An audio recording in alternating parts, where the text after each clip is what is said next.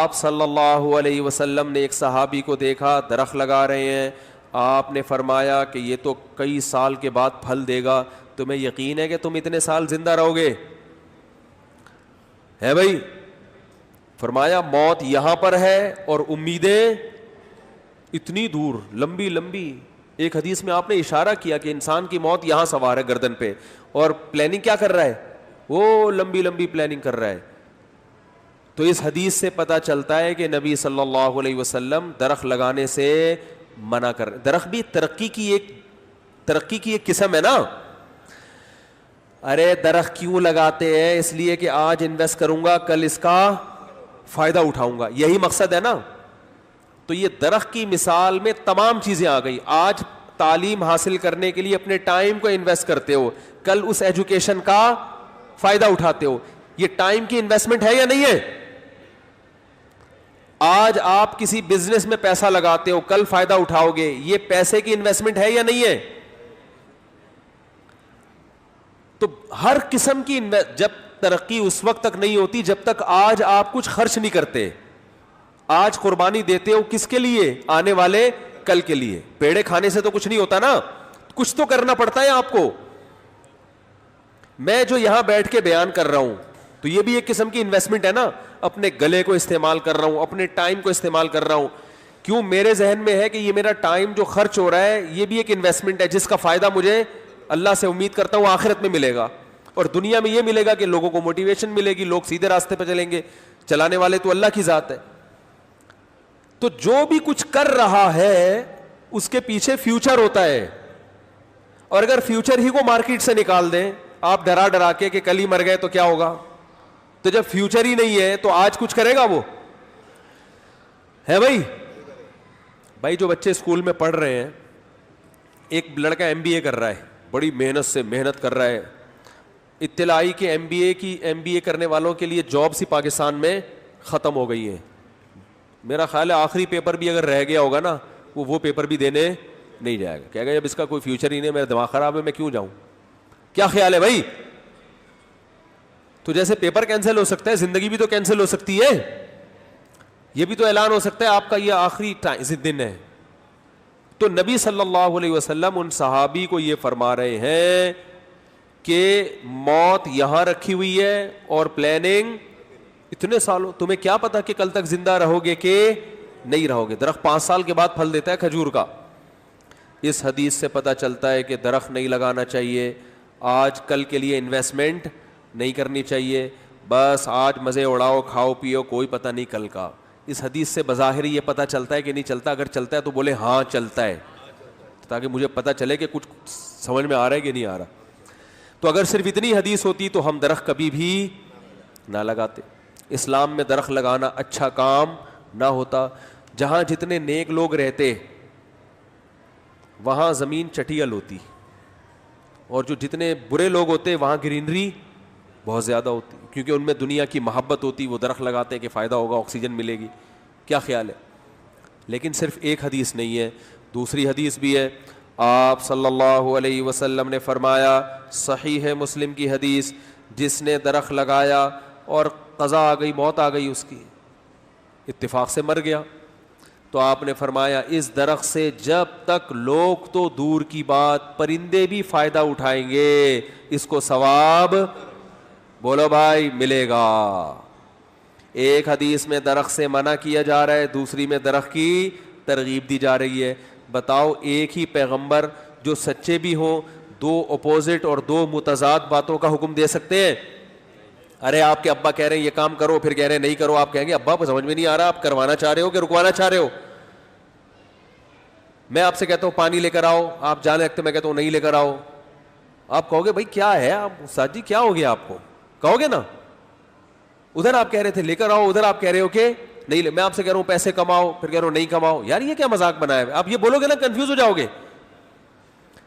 تو ادھر حدیث میں آؤ, آپ ان صحابی کو کہہ رہے ہیں درخت لگا رہے ہو, تمہیں کیا پتا یار تم زندہ بھی رہو گے کہ نہیں رہو گے. مطلب یہی ہے کہ نہیں لگاؤ, چھوڑو, کیا دنیا مسافر خانہ ہے. دوسری حدیث میں کہہ رہے ہیں لگاؤ.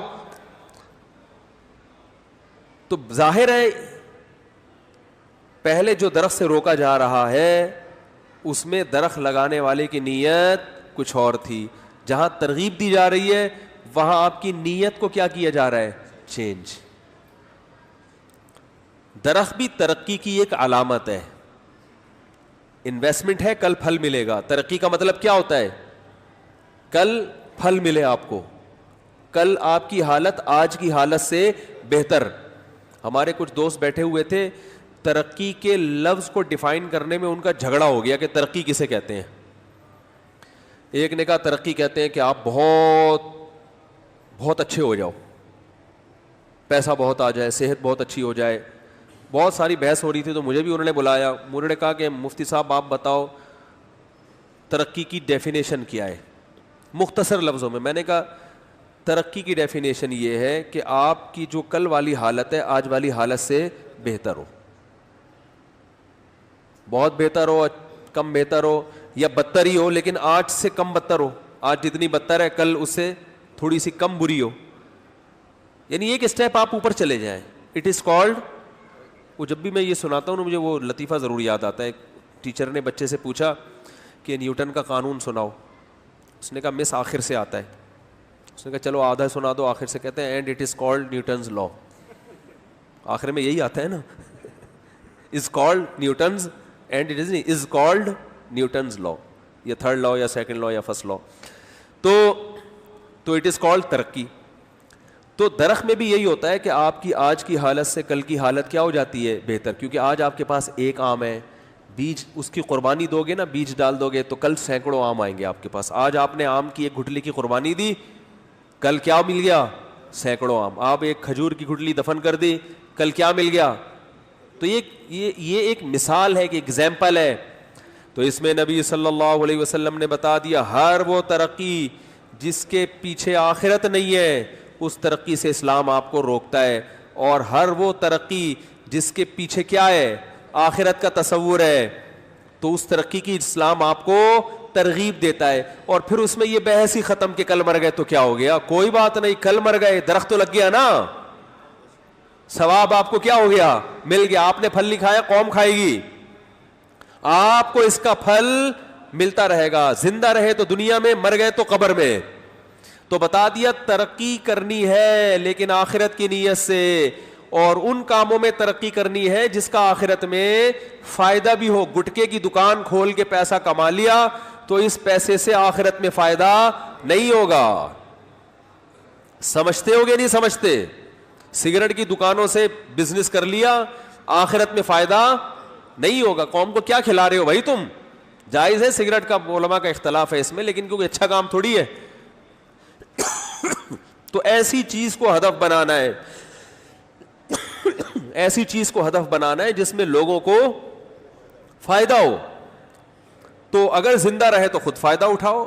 اللہ کی نعمتیں, گاڑی کا فائدہ, مکان کا فائدہ, گھر کا فائدہ, اولاد کا فائدہ اٹھاؤ. مر گئے تو کوئی ٹینشن نہیں ہے, یہ اولاد کل آپ کے لیے دعائیں کریں گی, آخرت میں بھی فائدہ ہوگا. پھر یہ کہ چھوٹے چھوٹے بچے چھوڑ کے چلا گیا, ہائے ہائے, ابھی تو کوئی مسئلہ نہیں ہے بھائی, چھوڑ کے نہیں چلا گیا. وہ ایک صاحب نے ہمارے محلے میں گھر بنایا, گھر میں داخل ہونے سے پہلے انتقال ہو گیا. میں پہلے جہاں رہا کرتا تھا, اور اللہ کی قدرت, جس دن شفٹ ہونا تھا ان کو اٹیک ہوا, مر گئے وہ. لوگ افسوس کر رہے ہیں یار ایک ہفتہ رہنا ہی نصیب ہو جاتا. تو میں کہہ رہا تھا ایک ہفتہ رہ کے بھی مر جاتے تو انجام تو وہی ہونا تھا جو ایک ہفتہ پہلے مر کے ہوا. لوگ اس پہ افسوس کرتے, پاگلوں والی باتیں. ارے یہ بولو, اگر انہوں نے گھر یہ بنایا تھا آخرت کو سامنے رکھ کر کہ میں اس لیے بنا رہا ہوں کہ میرے بچے دھکے نہ کھائیں, لوگوں کے سامنے بھیک نہ پھیلائیں, تو گھر میں داخل ہونے کے بعد مریں یا داخل ہونے سے پہلے مریں, ان کی صحت پہ کوئی فرق بولو بھائی نہیں پڑتا. اور اگر اپنے لیے بنایا تھا میں میرا گھر, تو واقعی بہت برا ہوا, کاش کچھ دن اس میں رہنے کا فائدہ اٹھا لیتے. بات میرا خیال ہے سمجھ میں پھر بھی نہیں آئے گی, بہت مشکل ہے سمجھانا آج کے زمانے میں بات. میرا گلا بہت زیادہ بیٹھا ہوا ہے, میں بڑی مشکل سے آج تقریر کر رہا ہوں. تو مؤذن صاحب ذرا 5-10 منٹ ٹھہر جائیں یار, یہ بات تاکہ اور یہ سمجھ میں آ گئی جو میں کہنا چاہ رہا ہوں. یہ لوگ کہتے ہیں نا ہائے ہائے گھر کے بارے میں, تو اور میں نے اکثر موتیں دیکھی, یہ گھر بن کے تیار ہوتا ہے اور مر جاتے ہیں. یہ میں نے بہت دیکھا ہے. شاید اللہ تعالیٰ عبرت کے لیے مار دیتے ہیں کہ یار جس چیز پہ سب سے زیادہ پیسہ لگائے نا اسی میں رہنا نصیب نہیں ہوگا. یہ میں نے بہت دیکھا ہے. ادھر گھر بہترین بنایا, اکثر لوگوں کو دیکھا ہے گھر میں تعمیراتی کام کیا, اوپر کا پورشن بنایا اور تھوڑے دن میں انتقال ہو گیا. رہنا بہت کم لوگوں کو نصیب ہوتا ہے. تو یہ گھروں میں زیادہ ہوتا ہے, کیونکہ نبی صلی اللہ علیہ وسلم نے فرمایا بدترین چیز جس پہ انسان کا پیسہ خرچ ہو وہ تعمیر ہے, کیونکہ تعمیر کا فائدہ انسان اپنی زندگی میں پورا نہیں اٹھاتا. اب کروڑوں روپے کا گھر بنایا تو اگر آپ 4 سال رہ بھی لیے تو کروڑوں روپے کے میں 4 سال میں رہ کے کوئی وہ کروڑوں کیش تو نہیں ہوئے نا. کیا خیال ہے بھائی؟ تبھی جائز ہے تعمیر پہ پیسہ, لیکن حدیث میں آتا ہے سب سے کم درجے کی چیز جس پہ پیسہ خرچ ہونا وہ تعمیر ہے. کیا مطلب؟ کھانے پہ خرچ کرو, سواری پہ خرچ کرو, شادی پہ خرچ کرو. صحیح ہے نا؟ اچھی بیوی لے کر آؤ. یہ نہیں کہ مٹھائی کا خرچہ آپ کی طرف سے ہوگا, یا وہ ایک میں نے بتایا تھا نا, خاتون کا رشتہ کروایا ہم لوگوں نے, تو شوہر اس خاتون سے ہونے والا میاں ہوتے ہوتے رہ جانے والا, اور رہ گیا وہ اس چکر میں. الحمدللہ اللہ کا بڑا فضل ہو گیا, اور میری وجہ سے رہا وہ. میں نے اس خاتون کو منع کر کیا اس آدمی سے شادی نہیں کرو. وہ یہ کہہ رہا تھا جب بات طے ہو گئی کہ شادی پہ جو مٹھائی تقسیم ہوگی یہ خرچہ لڑکی والے کریں گے یا ہمیں کرنا ہے, اور وہ ترغیب دے رہا تھا کہ یہ خرچہ آپ لوگ کریں گے. تو میں نے اس خاتون سے کہہ دیا, وہ اسسٹنٹ کو کہا اس خاتون سے بولو کہ اس بندے سے شادی, یہ دنیا کو مسافر خانہ بالکل بھی نہیں سمجھ رہا ہے. صحیح ہے, جو مٹھائی کے ڈبے کے پیسے بچا رہا ہے یار, اندازہ لگاؤ, ڈبے کے پیسے بچا رہے, کل وہ کیا کرے گا؟ وہ بھائی نکاح میں تو آدمی دل بڑا کر کے کرتا ہے, سمجھ رہے ہو؟ اگر یہ واقعی صحیح نیت ہوتی تو کہتا ہے مٹھائی کیا بھائی, وہ تو ہے ہی ہمارا ہی خرچہ ہے وہ, اور بتاؤ کیا مہر کتنا چاہیے, جتنی گنجائش ہوتی ہے اس حساب سے. تو خیر, تو بھائی اس سے صاف پتہ چلتا ہے کہ نبی نے جو فرمایا بدترین چیز جس پہ انسان کا پیسہ خرچ ہو وہ کیا ہے؟ تعمیر. کیوں بدترین ہے؟ بدترین کا مطلب بری نہیں, بدترین کا مطلب جتنی خرچ کرنے کی جگہ ہے نا ان میں سب سے, جیسے اس کی مثال ایسے ہے جیسے حدیث میں آتا ہے بدترین صف آخری صف ہے اور بہترین صف پہلی صف ہے. تو اب آپ کہو کہ بدترین آخری ہے تو اس کا مطلب اگر ہم آخری صف میں جگہ مل رہی ہے تو کھڑے ہی نہ ہو, گھر جا کے نماز پڑھ لیں. نہ نہ نہ نہ, بدترین کا مطلب جو درجات ہے نا, نماز میں سب سے پہلے پہلی صف ہے, پھر دوسری, پھر تیسری, جو آخری ہے وہ ان کی نسبت سب سے کیا ہے؟ بدتر. یعنی اس میں مجبوری میں تو آخر میں آ کے کھڑے ہو جاؤ, لیکن کوشش ہو کہ سب سے پہلی, وہاں نہ ملے تو دوسری میں آؤ, وہاں نہ ملے تو تیسری میں, بہت ہی مجبوری ہو تو آخر میں. بالکل اس حدیث کا مطلب صحیح حدیث ہے بخاری مسلم کی کہ بدترین چیز جس پہ انسان کا پیسہ خرچ ہو وہ کیا ہے؟ تعمیر, کنسٹرکشن کا جو کام جسے ہم کہتے ہیں, سیمنٹ بجری کا کام, سریے کا کام. کیا مطلب بھائی؟ سب سے پہلے کھانا, لباس, سواری, یہ سب چیزیں, ڈیولپمنٹ جو ہے وہ جو بلڈنگ بناتے ہیں نا اور جو کنسٹرکشن کا کام ہے یہ سب سے آخر میں. اس کی وجہ یہی ہے کہ آپ کی عمر کم ہے اور کنسٹرکشن کے بعد جو عمارت وجود میں آتی ہے اس کی عمر بہت زیادہ ہوتی ہے, آپ اس سے فائدہ نہیں اٹھا سکتے. جتنا سریا آپ نے اس کنسٹرکشن میں ڈالا ہوتا ہے اپنی ہڈیوں میں آپ کے اتنا سریا نہیں ہوتا. جو رہنے والا ہے وہ اتنا مضبوط نہیں ہوتا, جو اپنے لیے گھر بنا رہا ہے وہ اس سے کروڑا گنا زیادہ مضبوط ہے. بہت مشکل ہے, میں کہتا ہوں بکری خرید کے دودھ پی لو, یہ زیادہ اچھا ہے ذاتی گھر سے, کیونکہ بکری کے دودھ سے آپ کی ہڈی کیا ہوگی؟ مضبوط, اور ذاتی گھر میں سریا ڈلے گا مضبوط. تو پہلے اپنی ہڈی کا سریا مضبوط کرنا ہے کہ نہیں کرنا؟ اب یہ باتیں لوگوں, اب تو مجھے وہ بھی نہیں کہا جا رہا, یہ باتیں بتائی نہیں جاتی, نظر لگ جاتی ہے, انتقال ہو گیا یار. تو خیر بات کیا چل رہی تھی؟ تو ہڈیوں میں بکری کی ایک مثال دے رہا ہوں, یعنی مطلب یہ ہے کہ کوئی بھی ایسی چیز جو صحت کے لیے کیا ہے؟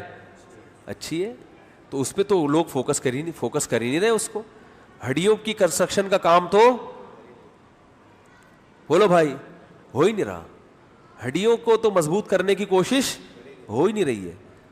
ہڈیاں جس گھر میں رہتی ہیں وہ ایسا زبردست, اتنا سریا ڈالا ہے ہم نے, اتنا کھودا, اتنی موٹی موٹی دیواریں, بتا رہا ہے دیار کی لکڑی کے دروازے ہیں, کہتے ہیں نا بھائی 50 سال میں بھی خراب نہیں ہوں گے, بہت اچھی بات. لیکن آپ کے جو دروازے ہیں وہ ان سے لگ رہا ہے کہ 5-6 سال میں کیا ہونے والے ہیں, ان پہ دیمک لگ جائے, کیونکہ آپ جس اسپیڈ سے آپ کھانا کھا رہے ہیں اور توند آپ کی نکل رہی ہے, شوگر آپ کو ہونے والی ہے اور آپ کی ہڈیوں کو وہ کھوکھلا بولو بھائی کرنے والی. لیکن یہ چیزیں لوگوں کی سمجھ میں نہیں آ رہی ہیں, تو دنیا کو مسافر خانہ سمجھو.